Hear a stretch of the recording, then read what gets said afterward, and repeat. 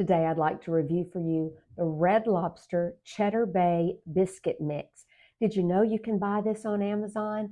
Yes, you can. Wonderful uses for this, and I actually have it on a subscribe and save because as holiday season comes around, we use this wonderful biscuit mix for our sausage balls and things such as that you possibly wouldn't normally use a normal biscuit mix.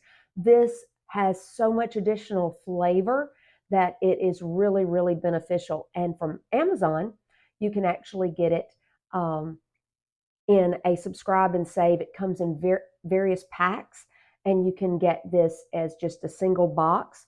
One box is going to make about 9 biscuits, or you can get a package of 3, package of 9, etc. You add shredded cheddar cheese, water, and butter to the mix, and you will have wonderful Red Lobster Cheddar Bay Biscuits in your home. So many different recipes available online for you on how you can utilize this in place of a biscuit mix. So if you've not thought about something like this, I definitely recommend you put it in your cart today and have it on hand for all of your gatherings.